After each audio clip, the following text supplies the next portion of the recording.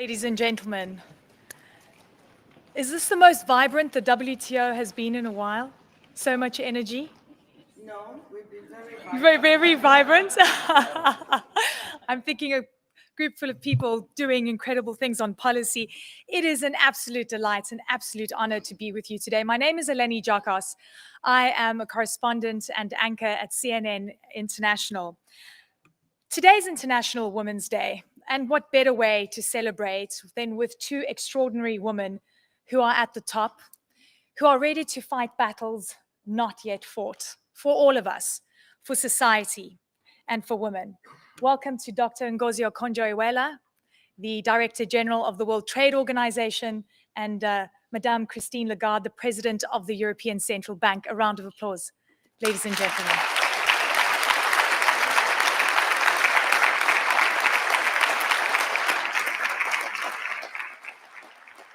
I see we are galvanized this morning, a room full of people who are ready to take the messages that we hear today to the rest of the world. What is incredible about this conversation is that it is multi-platform. So welcome to all of you who are joining us from all corners of the world. We will also be recording a podcast when we kick off our conversation, and we will be opening the floor to a few questions at the end. But for now, I'd like to welcome our host, Dr. Ngozi.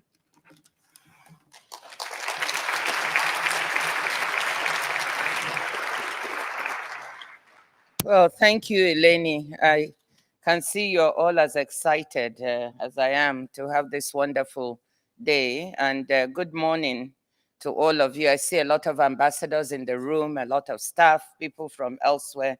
Thank you all for coming. Before I say a word about our wonderful guest, I want to say one thing that is very important. Yesterday, the General Council elected Ambassador Atalia Molokome as the General Council Chair for the next year on the eve of International Women's Day. And she's also the co-chair of the Informal Working Group on Women. I want her to stand up. Woo!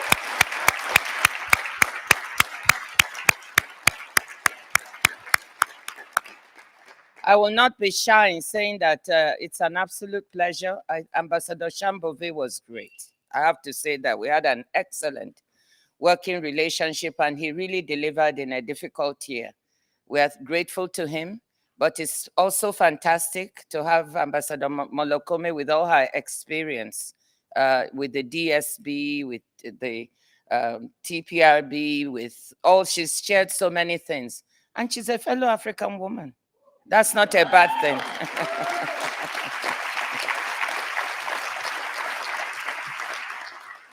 So, Christine, I'm saying all that because I think we got it right in time for International Women's Day. So let me say a few words about one of the best known women in the world, one of the smartest, most intelligent, most creative, and I dare say one of the best and nicest people I've known in my entire career. I'll just say a few formal words. They will not describe who Christine is, but you know that since November 2019, she's been the president of the European Central Bank, the first woman to do that job. Between 2011 and 2019, she served as the managing director of the IMF, the first woman to do that job. Prior to that, she served as French Economic Finance Minister from 2007 to 2011, after having been Trade Secretary from 2005 to 7. Here I pause because there's a personal note. It was when Christine was the Minister for Trade that I first met her when I was Minister of Finance of Nigeria. And we were negotiating to try and do away with the $30 billion in debt that Nigeria owed to the Paris Club. So I led the Nigerian delegation to our first meeting, and in walked Minister Lagarde. And she said to me, this is my first day on the job as minister, and you're my first assignment. And I looked at her and said, well, you know, from the World Bank, I've of course had some dealings with the Paris Club, but this is the first time I'm negotiating this for my country. We looked at each other and said, between two women, we'll get it done.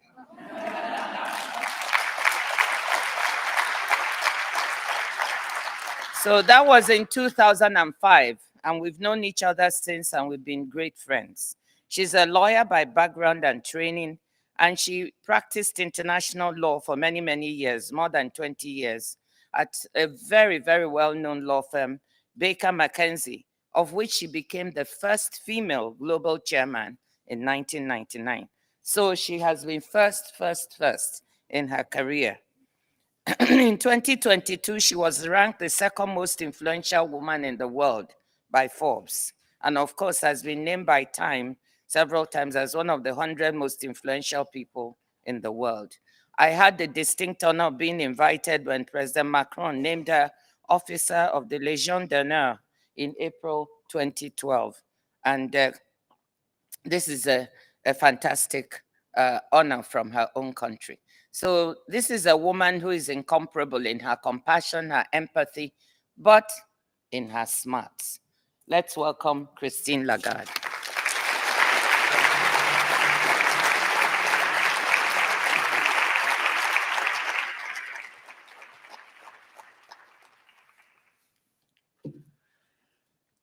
Merci beaucoup. Thank you very much, Ngozi, for greeting me and hosting me in this room, which reminds me of, I guess, the year 2006. And I think I was seated over there somewhere in that corner, because we had a ministerial meeting. And at the time, I was Secretary for Trade for France. So I was in this room, and I can remember vividly the tough discussions that we had and the failure to agree that we experienced. And I think it is a tribute to the talent of my friend Ngozi that at last, after decades of negotiations, certain things got agreed. And I think that it proves the point that when women want to achieve something, they actually find the way. And that's what happened to us in 2005. She just told you the story of our first encounter. But Ngozi did not finish the story. Because we did get it done, and we did cut a deal. And I compromised, and she compromised, and we had a good understanding, and we thought that we were doing good for our countries. Nigeria and France, the Paris Club, of which France has the secretariat. But guess what? In the meantime, as we were working so hard, after an overnight flight and arriving in the room without her voice, actually. I remember Ngozi walked in the room and said, "I'm so pleased to meet, but I can't." And I thought, that's going to be an interesting negotiation. But the moment figures came to the table, the voice came back. So watch out. You know that. But little did we know that at the time when we were negotiating, our respective bosses, the president of Nigeria, the president of France, were having their little talk on the side. And the deal that we cut, which was smart, structured, articulate, a good compromise, got swept away by the boys. So watch out as well. So, first of all, good morning, and thank you for all being here. I have a bit of a structured speech because I want to actually pay tribute to some of the work that you have done. And I hope also underline how important trade can be, including for women, because this is our Women's Day. And thank you to all the men who are in the room as well to celebrate this Women's Day.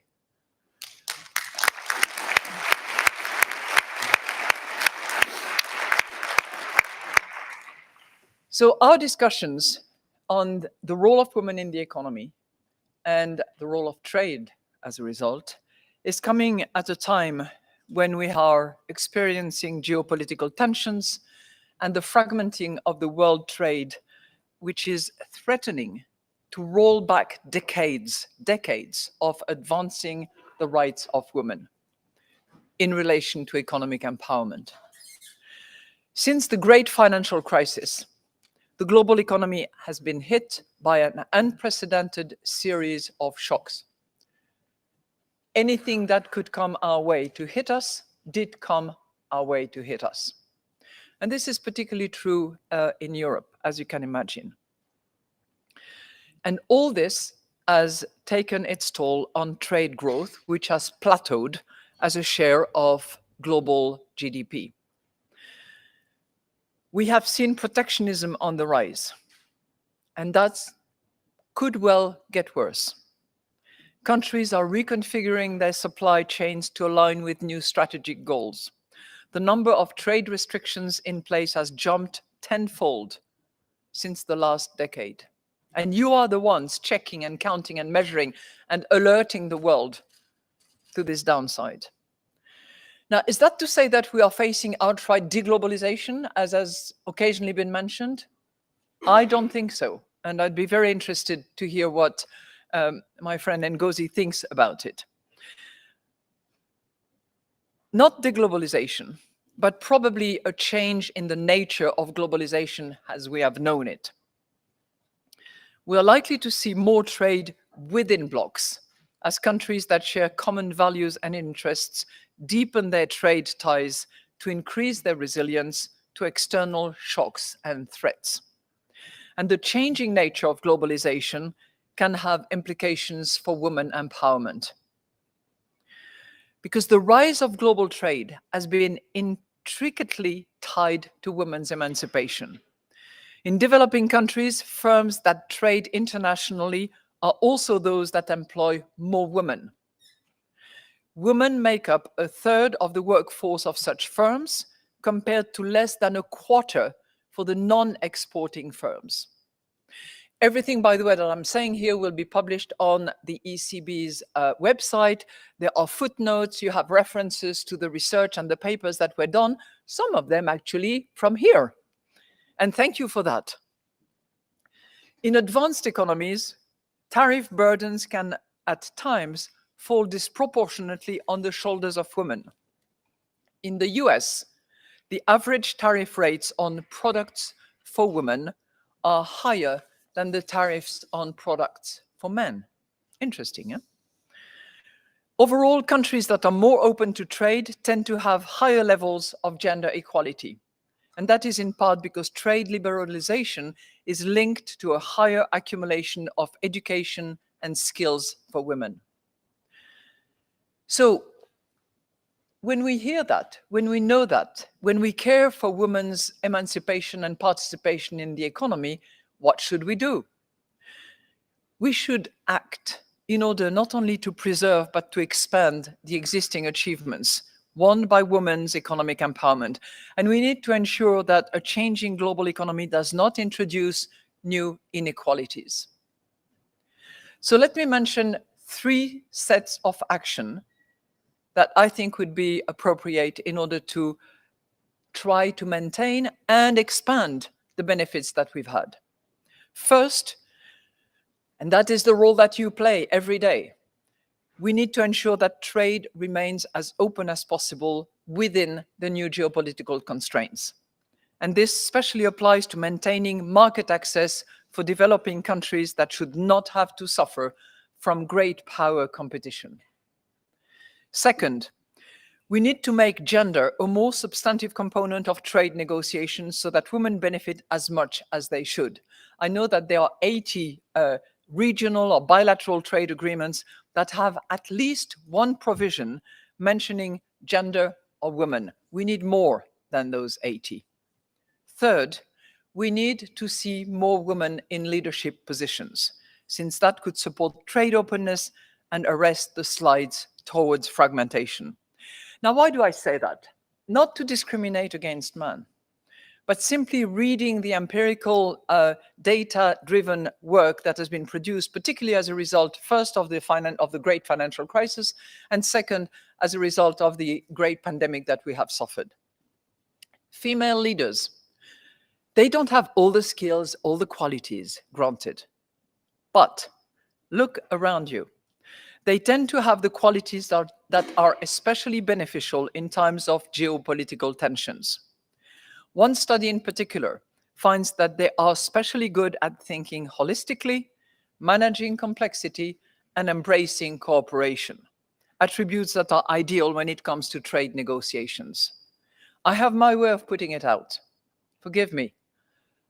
Fewer testosterone, smaller ego. That helps.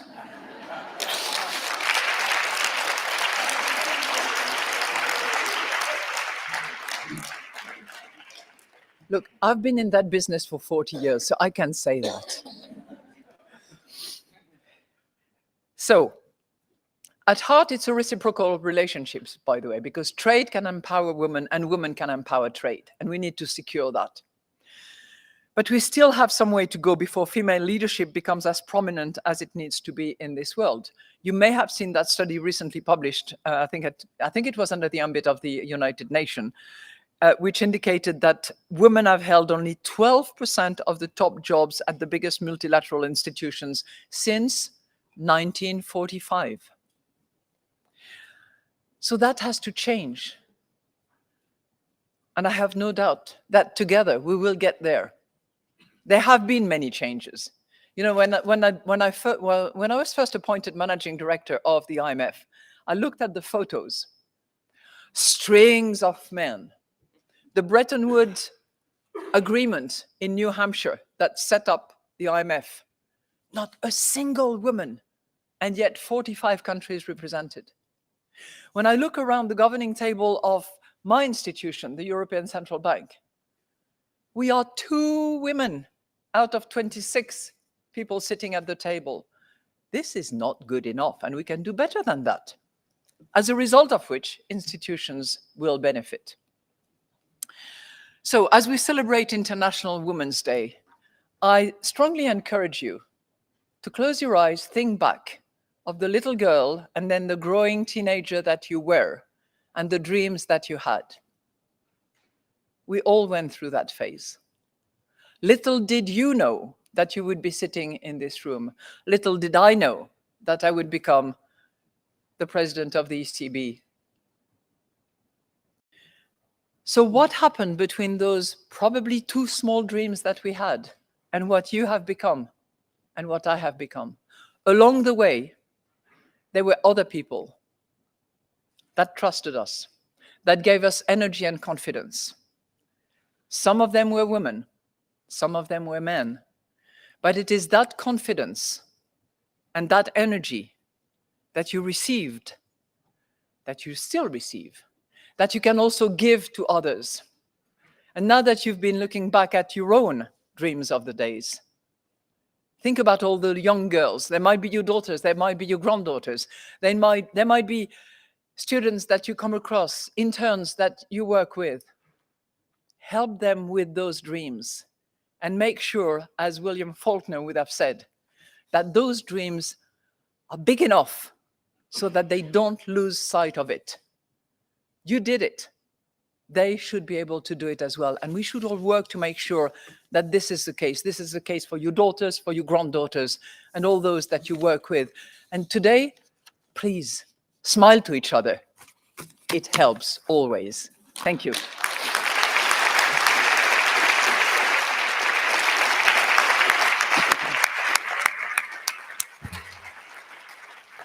Thank you so much, Madame Lagarde. That was inspiring, moving, and I'm so excited that I can show this back to my 5.5-year-old daughter at some point and show her that it can absolutely be done.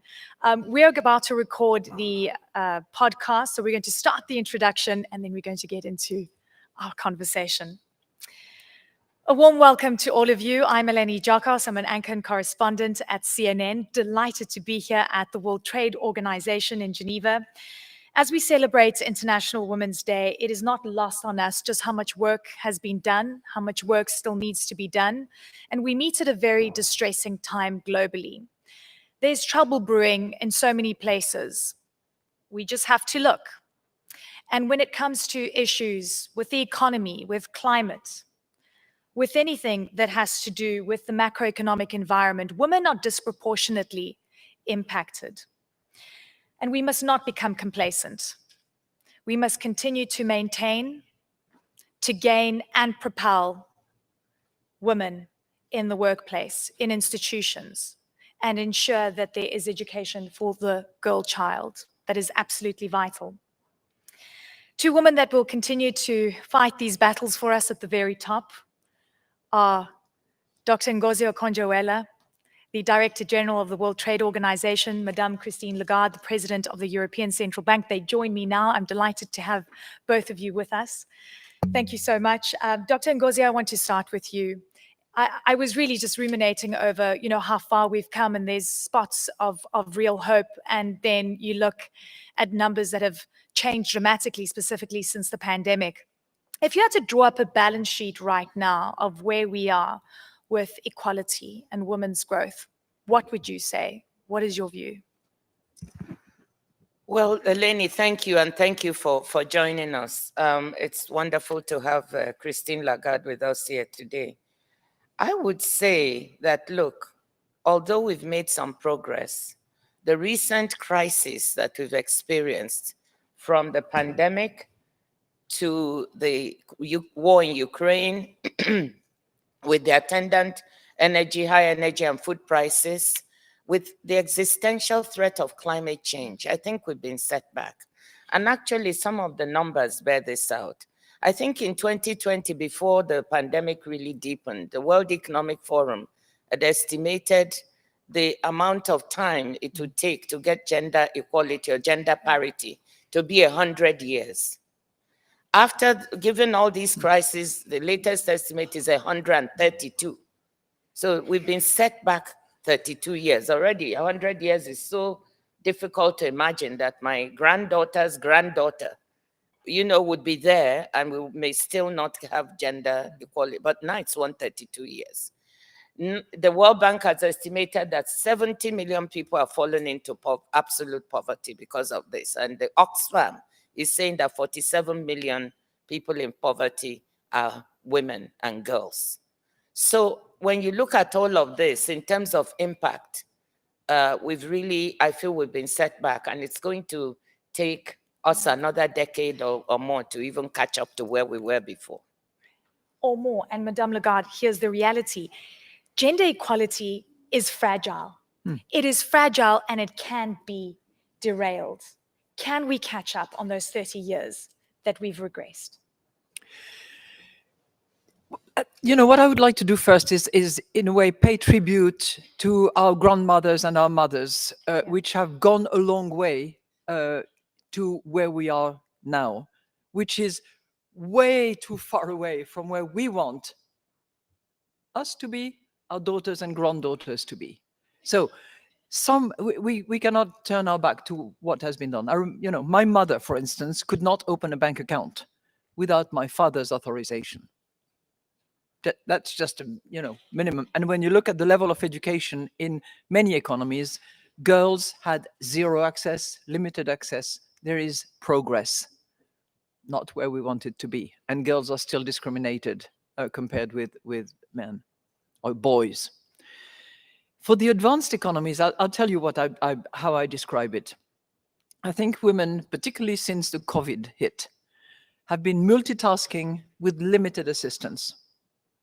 They've been overworked and underpaid. They've been pretty strong entrepreneurial, but very poorly financed. So you can see that there is a series of gaps that need to be addressed and need to be redressed. So for me, it boils down to 4 L's that I keep repeating myself. So for those of you who've heard me mention the 4 L's, bear with me, but repetition is part of the game. Law, there are still many countries that some of you represent here that is not equal, where we still have discrimination against women. So that's the first thing that needs to be fixed. Second, learning. Girls have to be educated, need to be given access to education, and special efforts need to be made in that respect. That's not the case everywhere in the world, far from it. Third, labor. Access to the job market and equal pay for the same job. Even in the most advanced economies, if you take the Nordic countries out, because they are probably best in class, but if you take those countries out, the gap between a man and a woman is still anywhere between 20 and 14% for the same job, okay? So that needs to be addressed as well. And the final point, which I made in my remarks, is leadership. We still have too few women in leadership positions, and they can do the job. they can do it better sometimes. So. Louder, you don't actually need to whisper that. You got me thinking because you're talking about the generational gap. My mother only went to school until primary. She couldn't go to high school. My grandmother completely in a rural village. I mean, I want all of you to take a moment and think about your generational changes, where you are today versus your mother and grandmother. And it's truly illuminating to think that. But you said something in your remarks, which I wanted to ask about anyway. 2 women in a 26 ECB governing body. Should I ask what your experience is like or what the men's experience is like? What happens if you change that figure? What would happen? I'm not suggesting that we switch the other way around with 26 women and 2 men. I know this was the position of RBG at the Supreme Court when she was asked, how do we redress the situation and what do you regard as equality? And she said 9 women at the Supreme Court to make up for the past. So this is not my suggestion. And I have said once, the picture would look different if Lehman Brothers had been Lehman sisters. Okay, I still believe in that big way.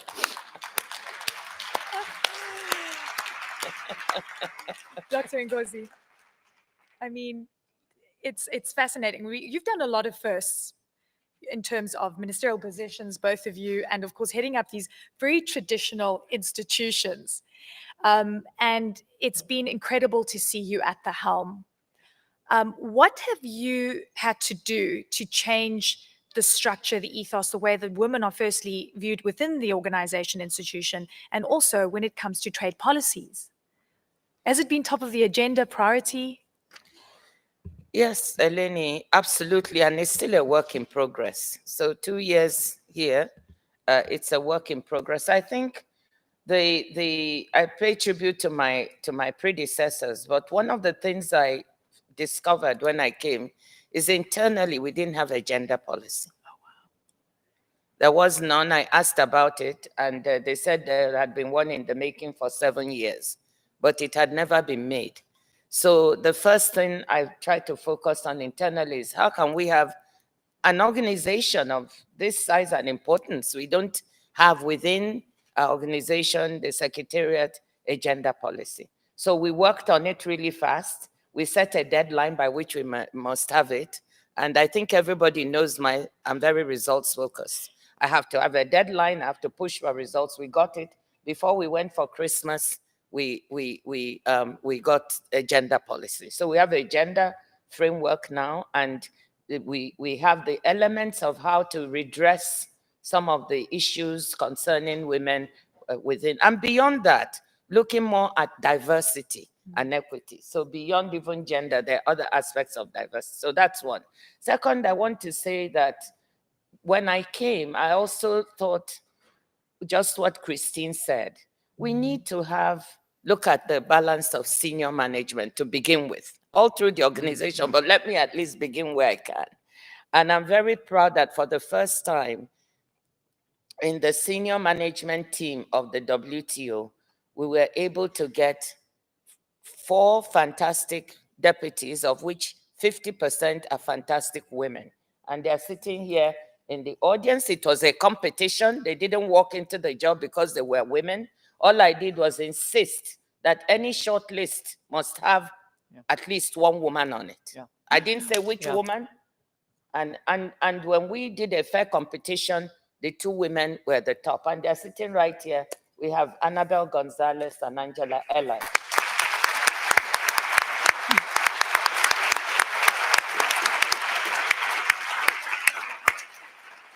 I want to do a shout out for the men too, because they too did their competition. So I'm not trying to say.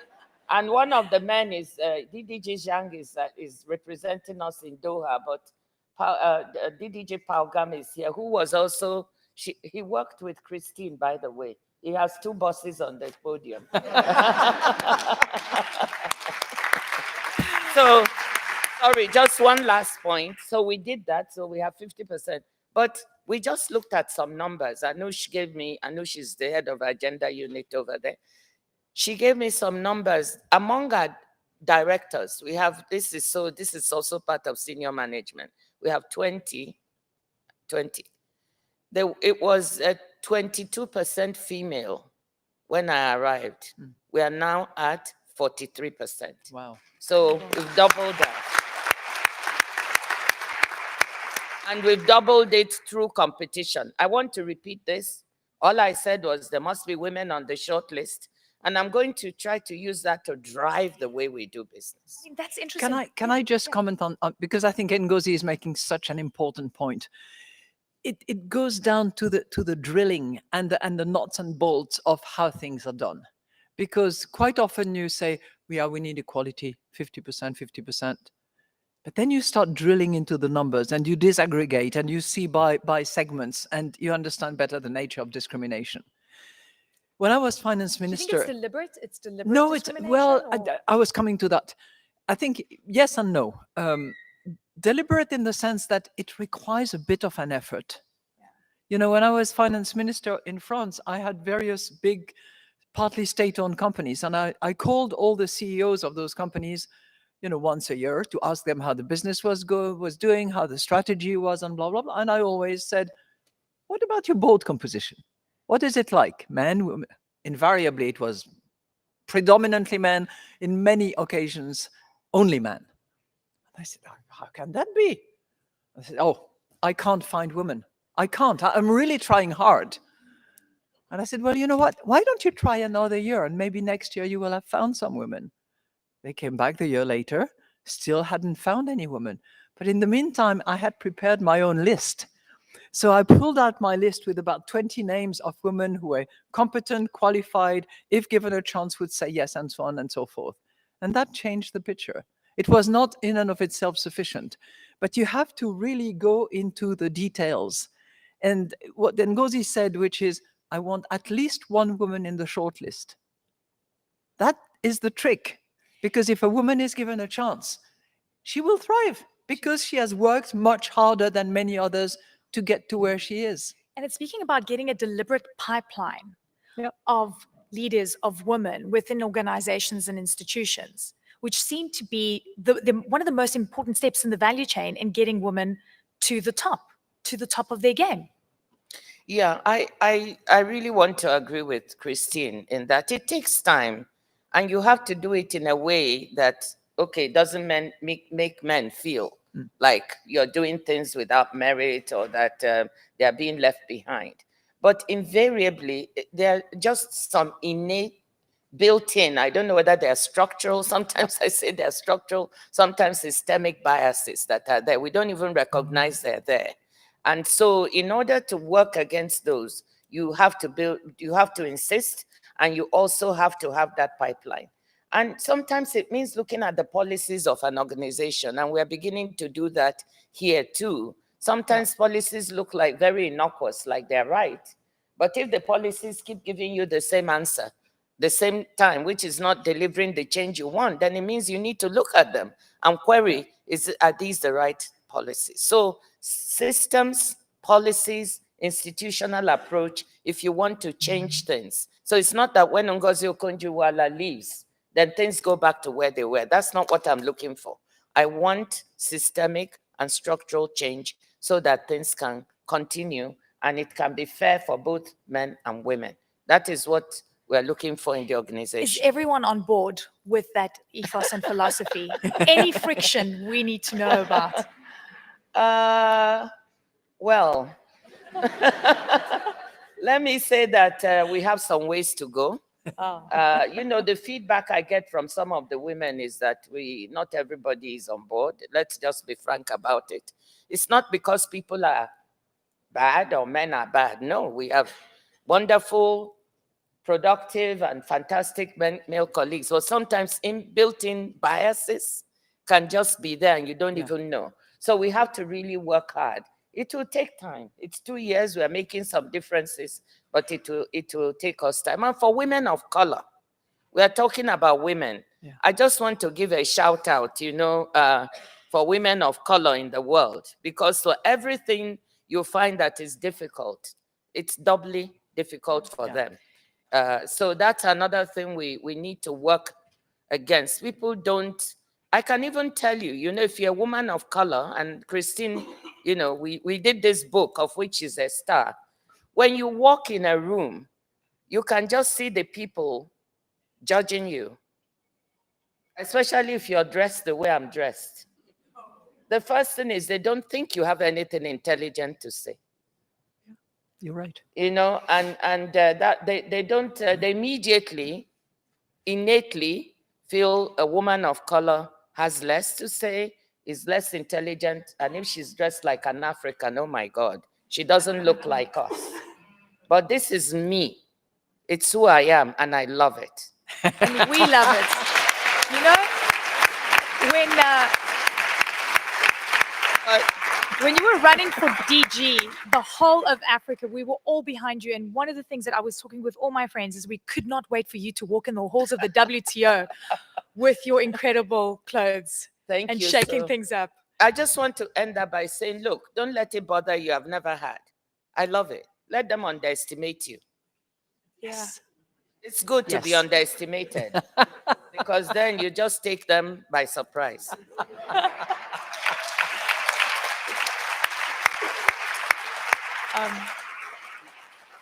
So we want to know what is in the book that Madame Lagarde was saying. Here's So the women book, in and leadership. Christine is a star. So I'm not advertising for you to go and buy it, but it's good, right? For women and leadership, real life civil lessons. And interviewing so many incredible women. You know, what is the message when you have to engage in these topics, Madame Lagarde? You know, because I think that women, the new generation of leaders, are looking to both of you for advice on how to deal with things, how to go up against some of the tasks that often feel Sisyphean. Do exactly what Ngozi said. Be yourself, dress the way you feel comfortable, happy, and proud of, and just be in the room. I think that, you know, I've seen Ngozi in so many situations, and it's not just because of her history and the reputation. There is a way of taking control of a room that you can all have. It's an issue of confidence. For those of you who are interested, by the way, there is a book written by Kathy Kay and Claire Shipman called The Confidence Code, which really identifies very clearly where we are short on confidence and why we are short on confidence. I am still short on confidence, I tell you. And I remember discussing that with Angela Merkel, and she also told me she was short on confidence, which is why we generally super prepare a file, a meeting. We are briefed to the extreme. We know inside out all the details and the numbers and all that, and we spend the whole night before the meeting that we have the following day working and studying. We do that much more so than colleagues. We do. Look at yourself. Think about it. And that's to make up for this confidence shortfall that we have, that many of us have. Maybe you don't. It comes with age. But it's there. And I think that if you identify the issue, if you appreciate that you have to work on it, it helps going forward. Now, the second thing that I would say, and that I learned from the coach on the national team that I was on when I was 17, is when the going gets tough, grit your teeth and smile. Now, try to do the same thing. Grit your teeth and smile at the same time. Good luck. But what she meant by that, and what I mean by that when I say that to particularly young women, is it will be difficult. There will be obstacles. You have to face them. You have to just get over it and keep going. Keep going. Some people say, don't give up. I say, grit your teeth, smile, get on with it, just go. Because we have that strength, each and every one of us in this room, men and women alike. And we just have to draw on that to overcome the difficulties that will come our way, no question about it. I want to do a shout out, as Ngozi did, for all women, and women of colors in particular. There is one avenue of training and education where there are so few women that they are given an avenue to join institutions, and that is economics. Try to find women who have degrees and high-level education in macroeconomics, in monetary related economics? Very, very few. When they are there, I tell you, they are chased, poached, raided. So you have to pick your battle, you have to choose your field, and then you can excel. That's what I would say. Dr. Ngozi, I want to, weigh in a little deeper into the issue of what women of color experience. And I think this is absolutely vital and it's absolutely striking. When I travel across the African continent and I meet the most incredible women that are bearing the burden of running a home are probably the trader in the family. They're involved in informal trading. They are planting so that they can eat. And yet they're excluded from the economic realities, right? If you then propel this person to get a proper education and then eventually get into the workspace, then they also deal with more issues. How are you thinking about tackling this through policy or through mindset change, or what is that change that needs to occur? Well, I think it's through both policy and mindset, and through those who are in positions of power actually taking steps to try to change things. First of all, I believe in evidence-based. So the first thing I say to people is there are so many studies. We don't have to prove anything again. And I want to repeat that because the studies have undoubtedly shown that empowering women is smart economics. It's smart for the family. It is smart for the community, for the country. And women plow so much of their resources back into their family and their community. They educate their children, better, faster, so that this is good for the community. So the first is evidence-based. So I tend to try to quote what there is to show people that we are not just saying it. It's not a good thing to say. It's actual fact. Two is when you're in a policy-making position, for goodness sakes, try to do something with the position you're in. And when I was finance minister, we keep saying we have to do this, we have to do that. And then it struck me, well, you're finance minister. You have the budget. You can convince the president that we should do more for women using this instrument. So you have to act at a policy level.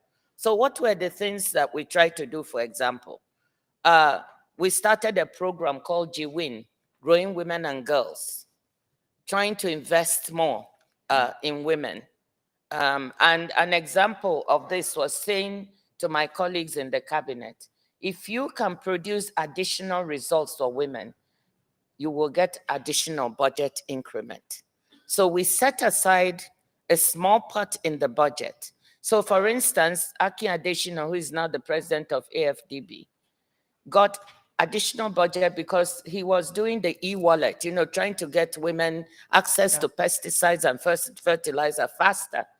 And he was able to include 2 million more women on this e-wallet. We gave him additional budget. For the health sector, when they did more results, we gave them budget. So we used the budget as an instrument. I remember the president announcing this when he was presenting the budget in parliament. And of course, then, there was a bit of an uproar from the men, but in the end, it prevailed. And this produced results at a macro level.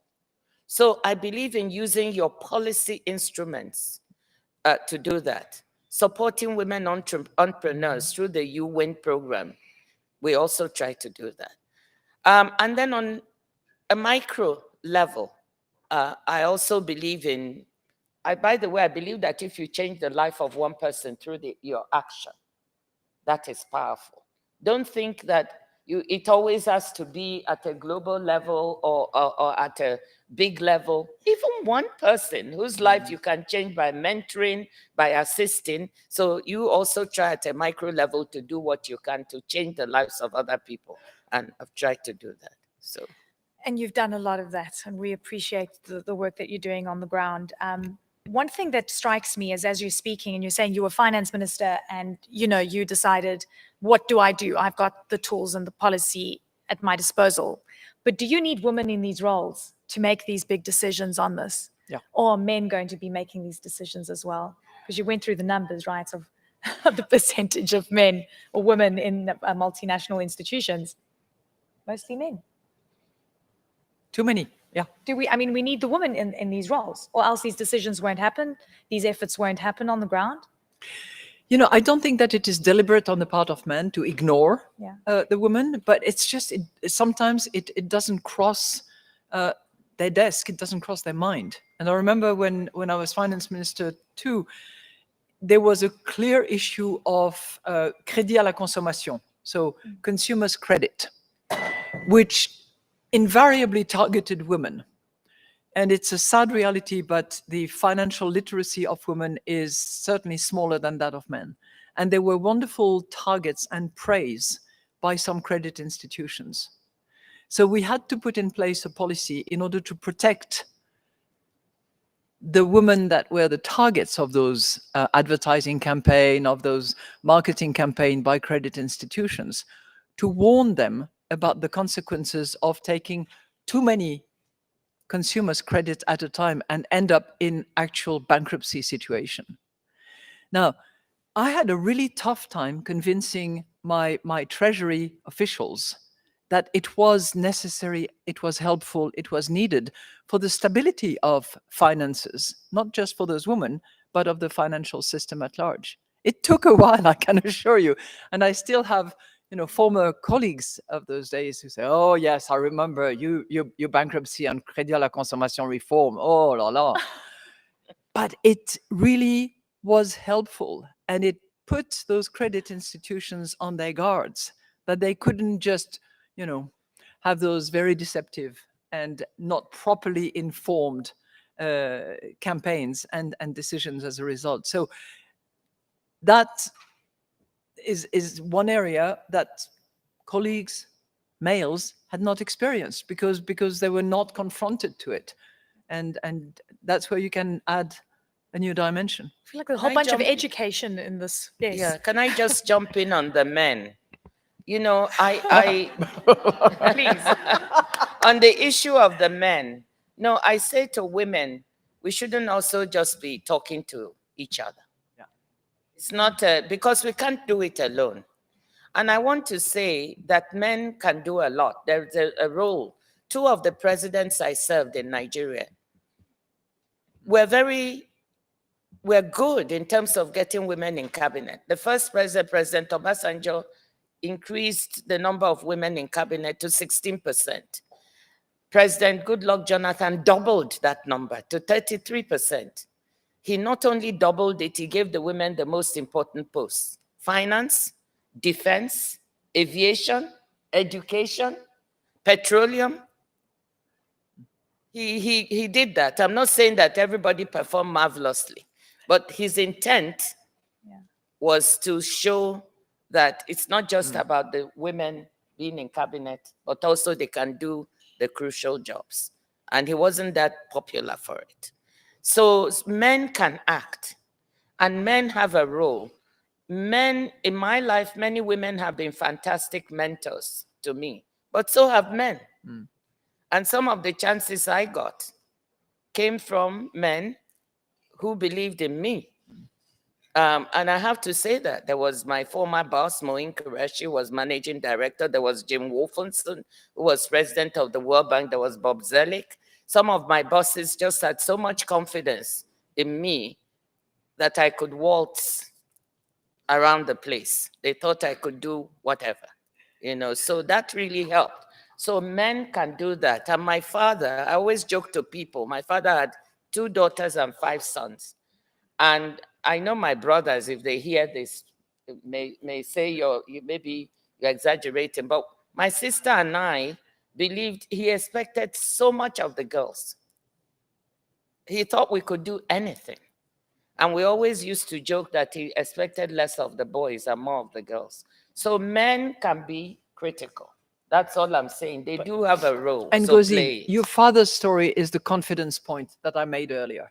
He gave you that confidence. He entrusted you with what he thought you could achieve, and you did, and you exceeded his expectations. Confidence factor was there.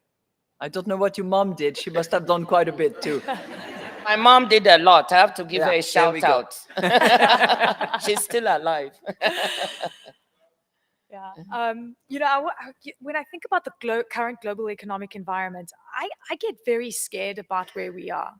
It keeps me up at night. I perhaps think too much of global issues, but I wonder how this is going to affect the next generation of girls. I worry about what's happening in Afghanistan.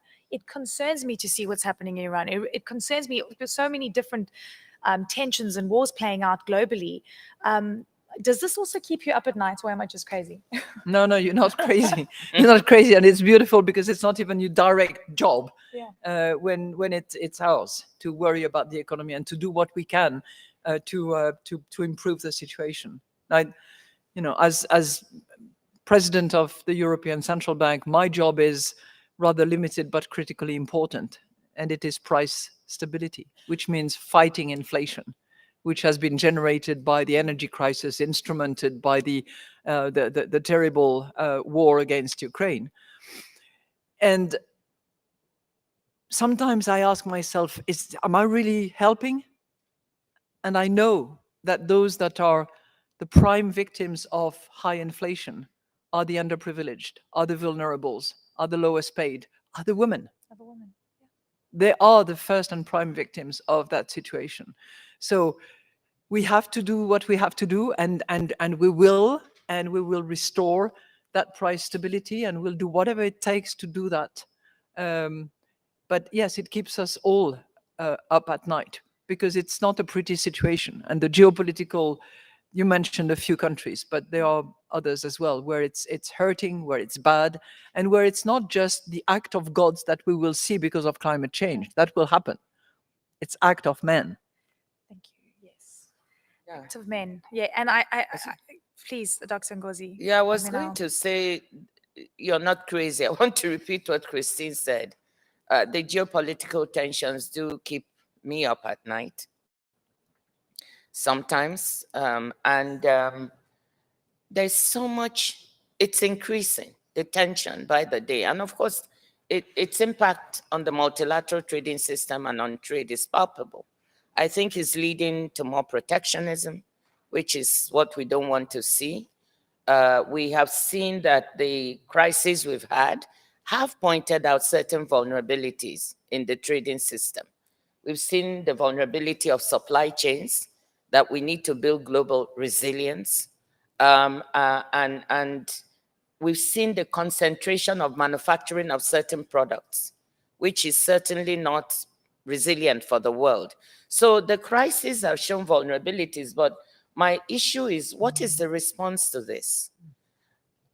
I would hope the response is not more protectionism, because there are actually countries and people who need the multilateral trading system to work.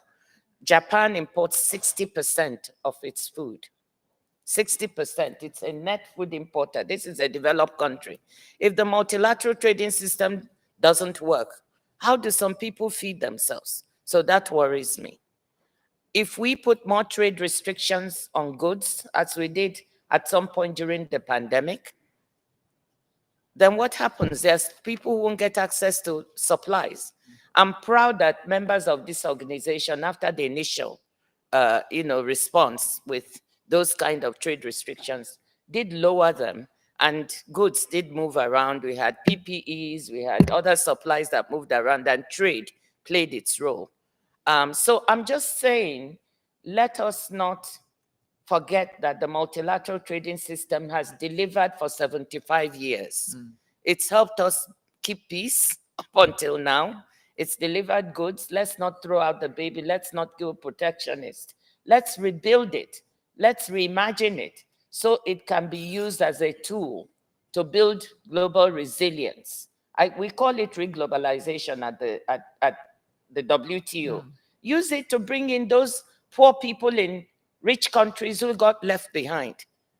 Use it to bring in poor countries who were not part of the first wave of globalization. That's what we would like to see. Madam Lagarde, you want to jump in here?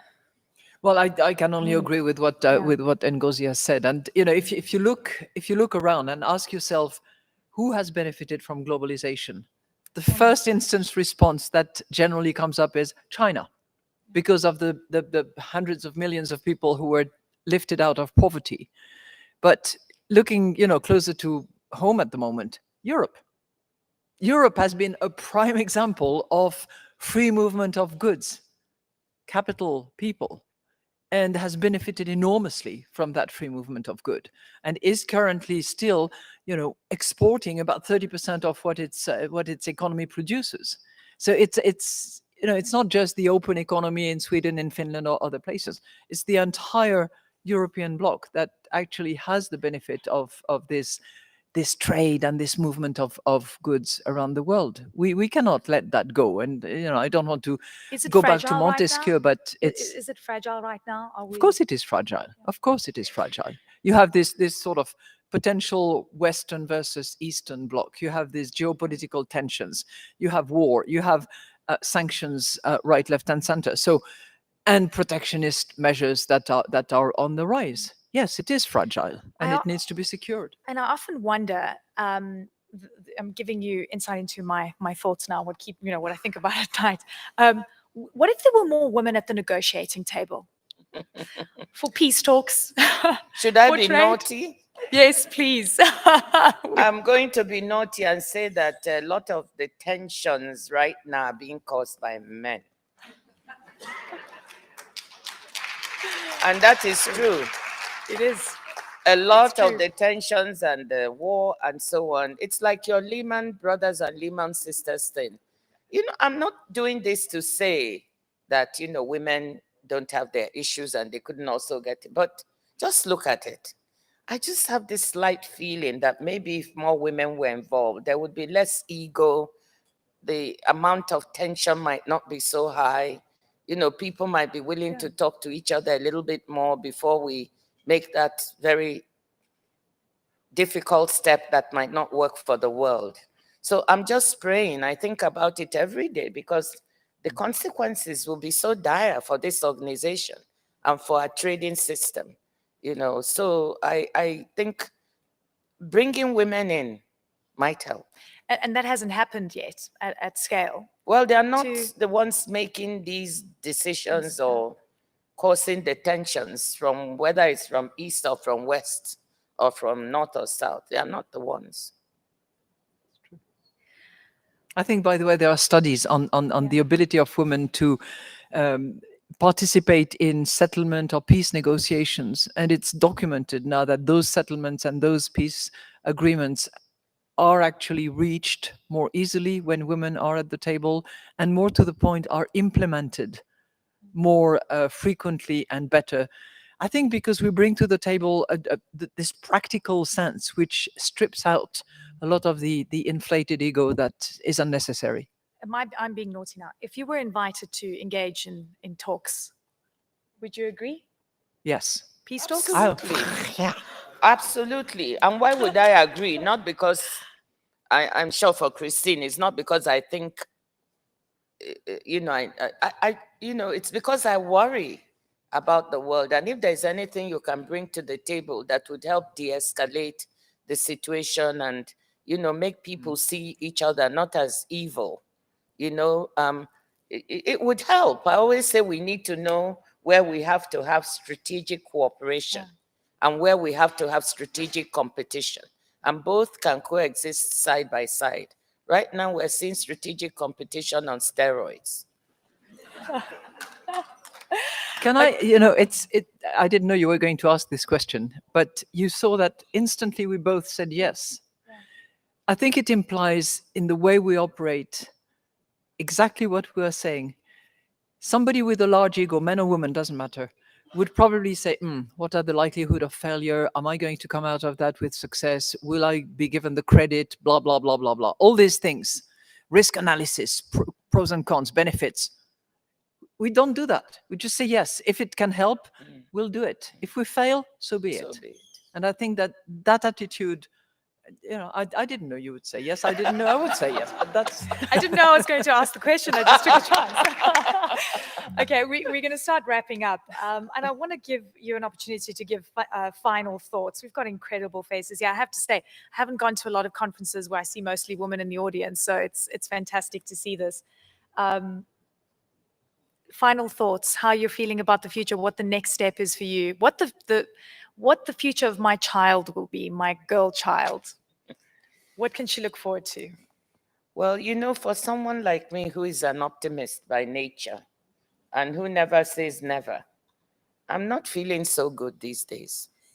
I'm really, really concerned that we're sleepwalking into potential world conflict. And my focus is, what can I do about it so as to save us? We see what is happening. People are dying. I lived through a war for 3 years. Well, from the time I was 12 till I was 15. So war to me is not an academic issue. I lived through it, eating 1 meal a day, sometimes not eating, running from place to place. My parents lost everything. So it's not academic. When I see the pictures, it hurts. So my question to myself is, what can you control? What can you do?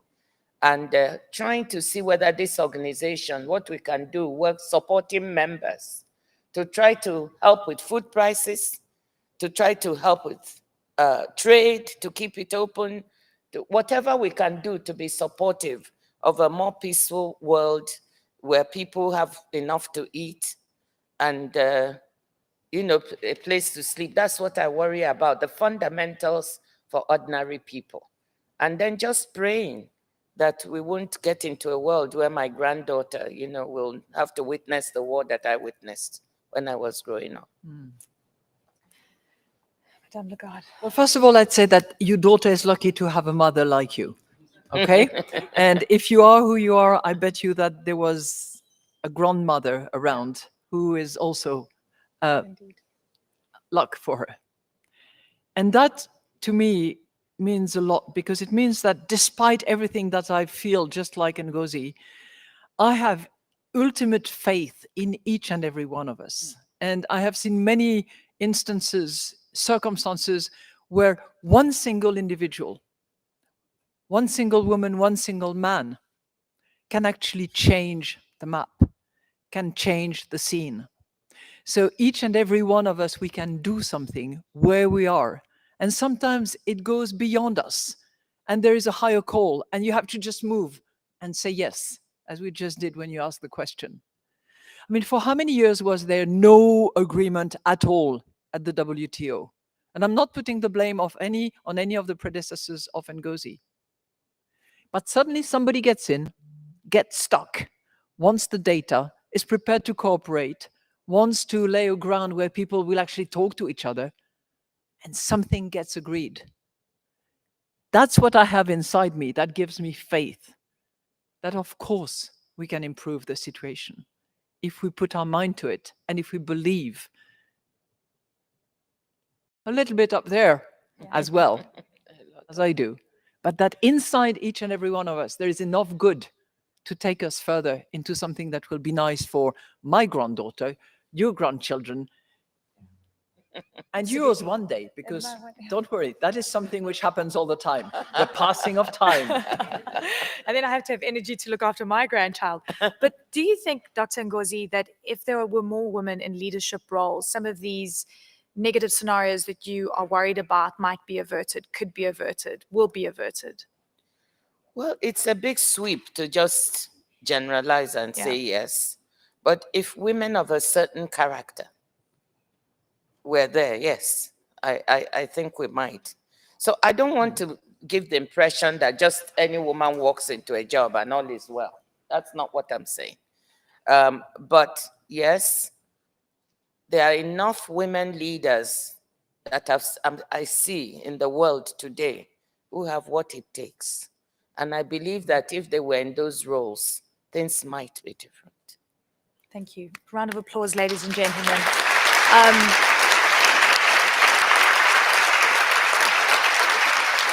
Women and Leadership is the book. Cannot wait to get my hands on that. I've read a little bit.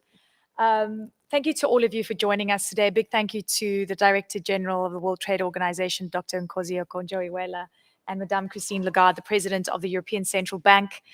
Thank you so much. All right, that's the end of the podcast. Don't go anywhere. Stay put. I'm going to open the floor to the audience. We'd love to hear from you. I'm sure you've been ruminating on so very much. So please, hands up. Who would like to pose a question? We'd love to hear from you. Lady over here, please turn on your microphone. Thank you. Thank you so much for the opportunity to, ask We'll a hear you. question. Oh, Yeah, you need Christine, you need this. Oh, Yeah, okay. please. This is a peculiar WTO. So that's how you always work? Yeah. Okay. Yeah, so thank you so much for the opportunity to ask a question once again. My name is Matilda Frimpong, and it's been a very insightful and enlightening discussion. And in addition to all the wise nuggets of information that we've received, I leave with a very useful resource, which is the confidence code book mentioned by Madame Lagarde, which I'm going to add to my reading list. So to my question, as we continue to make progress regarding gender equality, I know we still have a long way to go. Madame Lagarde mentioned the 4 L's, and my question is bordering on the first L, which is law. What are some of what in your opinion is the most important policy or some specific initiatives that you think that we can use to be more effective in empowering women and in ensuring that women, particularly women from developing countries, have access to education, to the labor market, to reach leadership positions and the like? Thank you.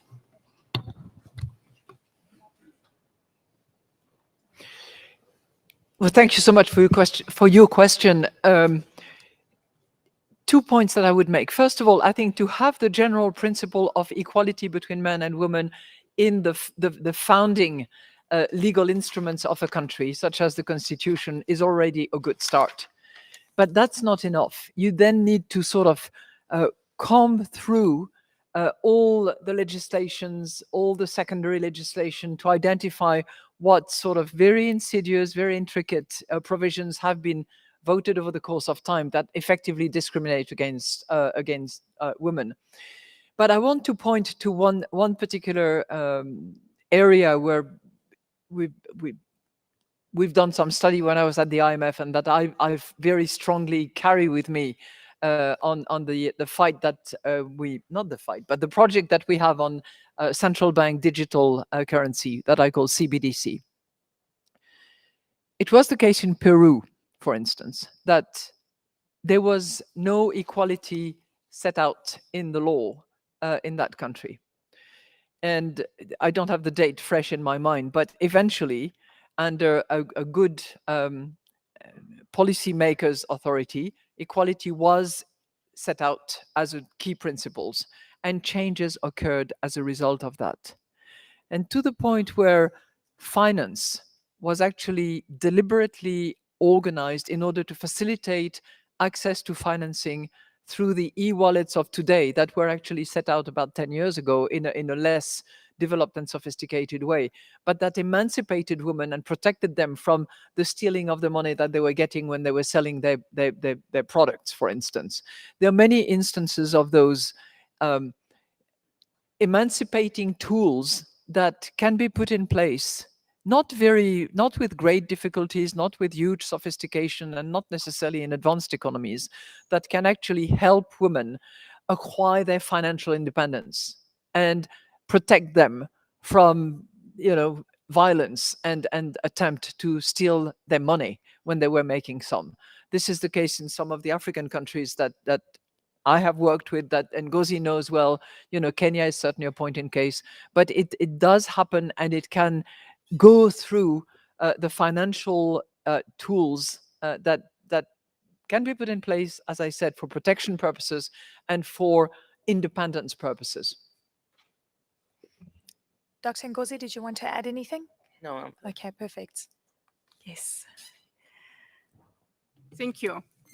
I think today's event was a real pleasure and a big present for us, for the audience, and particularly for women on 8th of March, Women's International Day.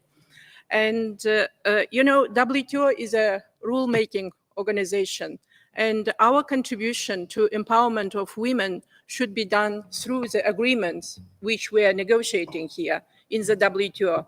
And I represent Kazakhstan, which was chairing the MC12, where we succeeded to introduce a paragraph on women's economic empowerment. There was some opposition from members because they were concerned that this would be a standalone initiative, a joint statement initiative, plurilateral agreement. And we put a footnote which played a magic role for introducing this paragraph. We put that this is going to be a cross-cutting theme. It's not going to be a standalone initiative.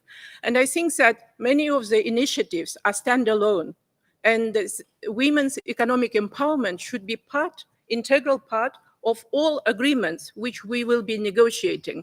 And we do have already this paragraph and this footnote. Now, I think next step is to enforce it and to introduce from the regional trade agreements the best practices in terms of women economic empowerment, paragraphs into future agreements. Do you think we can manage to do it? Because I know there is opposition. I worked on that paragraph for the ministerial outcome document. I would like to hear your opinion. Thank you. Thank you. Dr. Ngozi? Yeah, well, Ambassador Jana, thank you. You worked really hard under the chairmanship of Kazakhstan to make sure we got through some of these things, and it was hotly debated. I agree with you. I think the dream is that multilateral agreements, all agreements, multilateral, plurilateral, FTAs, regional agreements should include a chapter on gender as a cross-cutting theme. I think outside of the WTO, we see more FTAs and regional trade agreements are increasingly having this. And I see them. People often ask me, do you feel uncomfortable because there are more FTAs, free trade agreements outside of the WTO or regional agreements? They are competing. They don't compete. I actually like them because they set the cutting edge of where we should be going. And if you look at some of them, the chapters on gender, what they have to say are very instructive. My dream is that increasingly in our multilateral agreements, we will see a way to include this in a way that members are persuaded. You're not trying to use it as a stick or as an additional thing. You know, they're not trying, it's not something that is a hidden weapon, but it's really actually designed to help women. We have the Services Domestic Regulation Agreement, as you know, which is a plurilateral, which has, I see all those responsible nodding, which does have our first provision on making sure that women in services have equal access and equal opportunity. We should strive to get that into a multilateral agreement. Thank you. And one final question. Well, first of all, thank you so much, DG, for organizing this. Coming from a region with a strong record of activism, which is Southern Africa, I would have been very homesick if there was no event today on International Women's Day, because this is what we do, celebrate women. And what better way to do it than to have the two of you up there with our wonderful anchor in this event. I thank you also for your warm words about my election yesterday, and thanks to everybody for their confidence and trust. I'm speaking as a Botswana ambassador to the WTO, not as the GC chair, but I'm happy to be quoted. I want to ask you a question that a lot of young women in this room, and I don't count myself among them, will be asking themselves is, what happens to women like yourselves who are very successful when you meet resistance?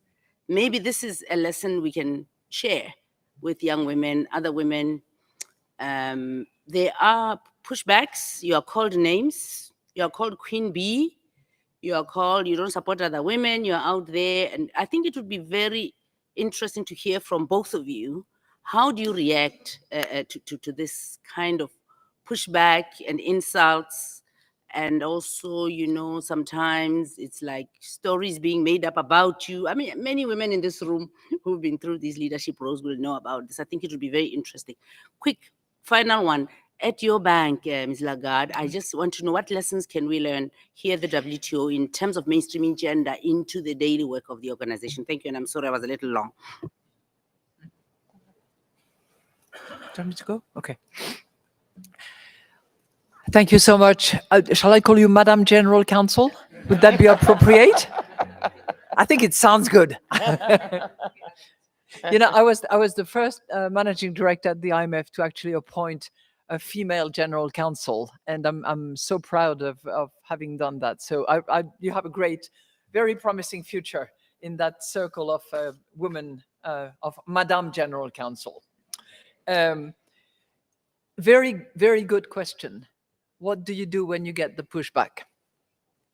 I think there are instances where you just have to go, and that happened to me once. I was a young baby lawyer at the time, and I was, candidate to join various firms, and in one of them, which is the one that I wanted to join, I asked, do I have a chance to make partnership? And the senior partner, who was the head of the recruiting team, looked at me with a huge, big smile on his face, and he said, "Absolutely not." And I said, "Well, why is that?" And he looked at me with a sort of condescending smile and said, "Because you're a woman." At that point, I mean, that doesn't happen anymore, I hope. You just go. They don't deserve you. Leave them to their backward water and go somewhere else. So there are instances where it's not worth it. You shouldn't waste your time. You shouldn't get bruised unnecessarily because it's not going to change. And go somewhere else where you can make change happen. Now, there are multiple instances where you get the pushback, you get the criticism, you get the nasty look, you get the vague allegations that you got there because you were, doing a few things. I think the best weapon against that for me has been humor. Turn it into something that, whether it's deprecating humor or any kind of humor that you can use at that point in time, but turn the situation where the person who is making those allegations, making those nasty remarks or giving, nasty name will feel ridiculed. And that is powerful. Now, it doesn't work all the time. And I'd say that my third option is gang up, find allies, find colleagues, find friends. Because as a team, you're so much stronger than on your own. But that's what those would be the three. Either go, ridicule, or team up. Brilliant. Did you want to add anything, Dr. Ngozi? Yeah, well, I have a slightly different strategy from Christine. And I think it came from my father very early on. I have to give him the credit. Because when I was going, I've said this before, I've shared it, but it's the truth. When I was going to university in the United States as a teenager, I was very excited, of course, my first time abroad going to college. And he was telling me things that just kind of washed over my head, but then they sank in later. He said, look, you're going there, you're a woman, a young woman, you're African or you're Black. You will meet a lot of obstacles. Use them as a strength and not a weakness. And at that time, you know how when your father is talking to you, you just say, oh my, there he goes again. What on earth does he mean? So it didn't really sink in until things started happening. And that has really helped me. So when I encounter pushback, and I'm sorry, this is just me, I just don't let it, of course, it can bother you as a human being, but I don't really let it get to me. So I keep on. I keep going. They push, I push back. So you push me, I push you. That's what we say in Nigeria. Push me, I push you. So you push and I push back. So, and I continue pushing, provided I'm sure that the direction I'm pushing makes sense. So I try to do my homework. So if you get pushback, you can push back at the person legitimately. And the rest you ignore. I'm probably one of those people who has had more said more mud thrown. Even when I was competing for this job, you will remember, there was so much mud thrown, things dug up that were not true. You can either let that derail you, or you can keep going. So keep a laser focus on what your objective is, because all the pushback and names and accusations are designed to derail you. That's what I think. They are designed to distract you and derail you from delivering what you want to deliver. And I just don't have time for distraction. Yeah. So that's all my strategy is, don't get distracted. Yes, laugh it off. Sometimes I laugh when I hear someone has said something stupid. I laugh it off and I keep going. Your ability to keep going is an answer to those who are trying to bring you down.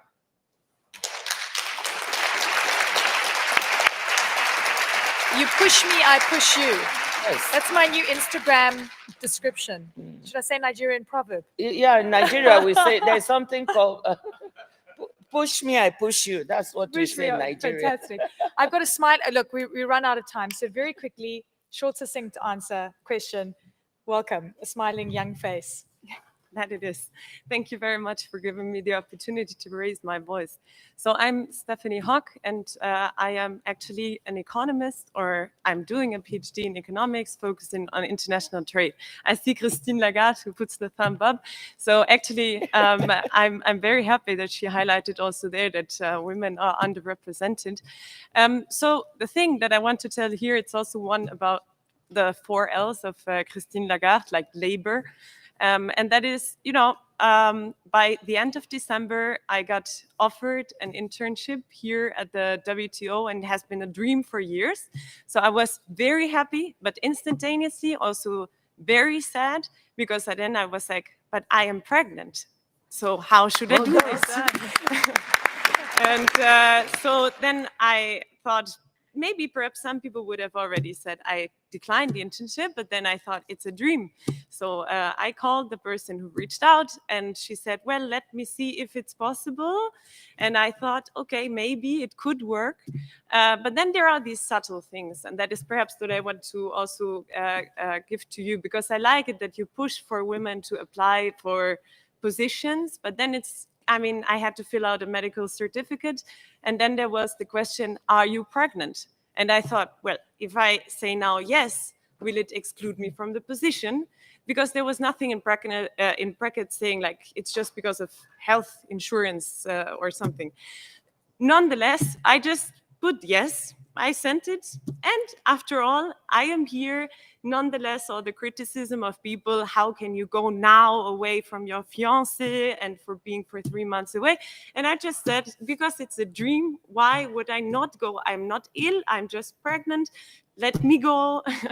And so I hope that, also these subtle things sometimes might be a barrier, and I hope that in the institutions, it would become more normal that there are also pregnant women doing an internship, pursuing their career, and not let them stop by that. Congratulations for taking the floor.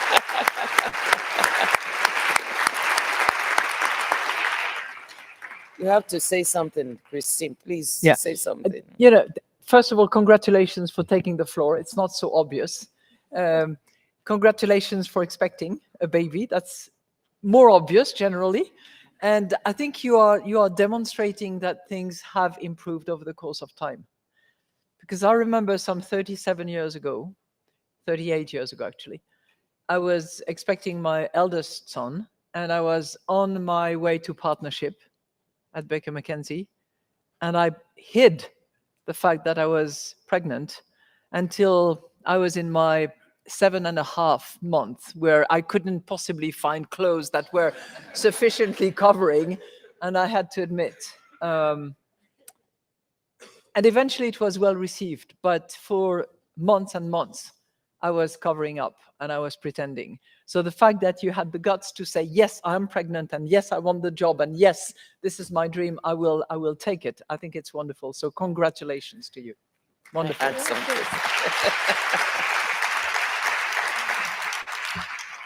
I just want to add that you're not alone.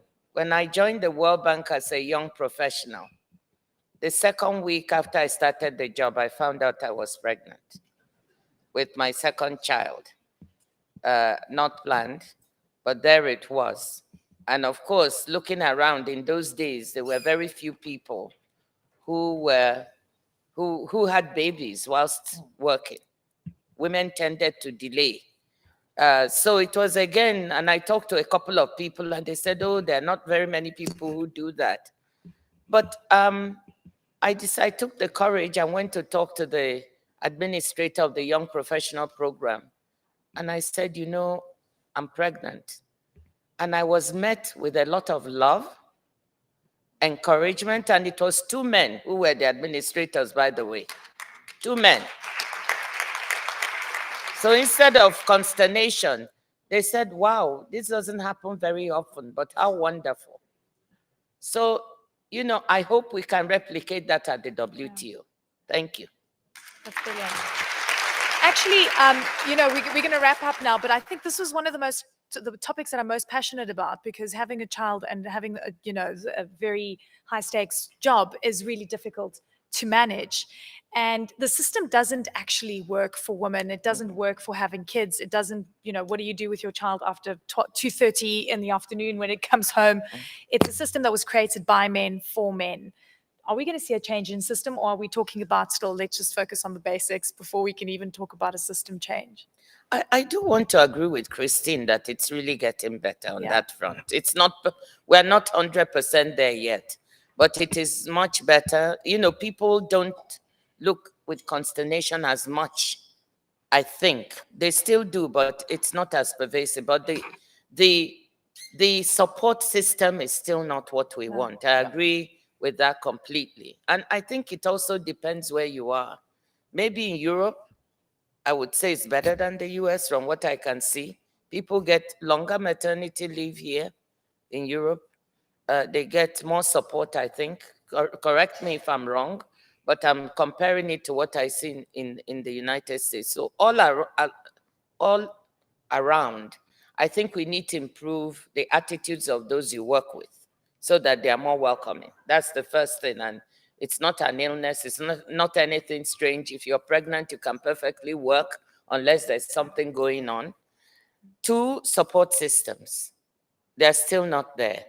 I mean, even here, I find that support systems for a working woman are quite difficult.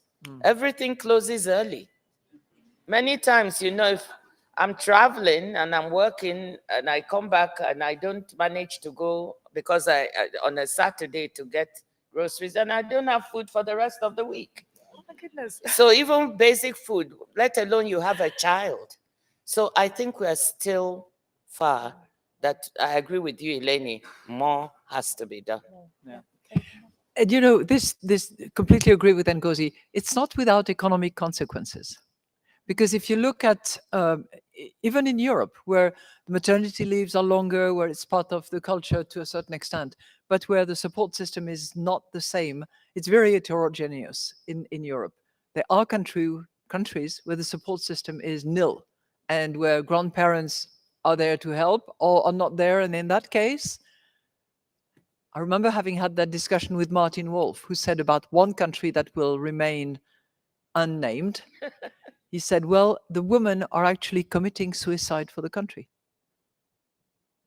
Because there's no support system, they're not welcome on the workplace, and they say, okay, I won't have any babies. And if you look at the correlation between support system and demographics, it's pretty obvious. So he was exaggerating a bit by saying that they're committing suicide for the country, but it's a fact. Thank you so much for your insights. Thank you so much for inspiring us today. Thank you for inviting all of us, Dr. Ngozi. What a pleasure, what an honor. How often does someone like me get to sit in the middle of 2 extraordinary women? I'm so fortunate and blessed. Ladies and gentlemen, round of applause for our fantastic. And for you. Thank you. I'm so honored. Thank you very much. And thank you to all of you. We will be packaging this. It'll live online. We've got a fantastic podcast, which you can find on the ECB website. I wish you a fantastic Women's Day. All the best. Thank you. Bye-bye. Thank you. It was actually fun. Much